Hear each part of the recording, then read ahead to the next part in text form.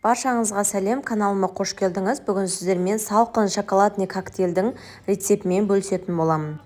Алдымен бізге мороженое және какао, сгущенка, сгущенканың орнына қант қоссаңыздар да болады, және бір банан, сүт қажет болады. Алдымен ыдысымызға біз сливочный мороженемізді салып аламыз. Мороженое міндетті түрде ақ сливочный болу керек. Және артынша біз бананымызды саламыз. Бананымызды жарты сағат біз морозильникке қойып аламыз алдын ала. Бананымызды салып болғаннан кейін біз артынша салқын сүтімізді құямыз. Сүтіміз де салқын болу керек. Сүтімізді құйып алдық. Енді біз 50 граммдай какао қосамыз. Какаомызды қосып болғаннан кейін жақсылап біз миксермен араластырып аламыз. Барлығы езіліп, жақсылап араласқанша жақсылап миксерлеп аламыз.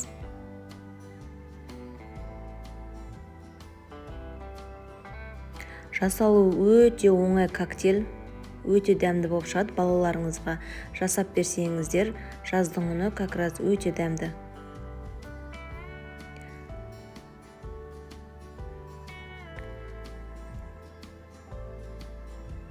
Міне біз какаомызды миксерлеп алдық, осындай болады.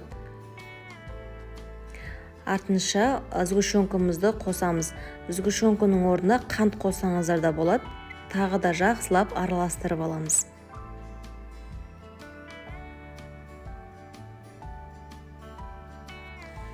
Біздің коктейліміз дайын болды, өте дәмді болып шығады. Жасап көріңіздер, жасалуы өте оңай. Балдарыңыз қайта-қайта сұрайтыны сөзсіз. Және менің каналыма тіркеліп кетуді ұмытпаңыз. Алда сіздермен көптеген видеолармен бөлісемін.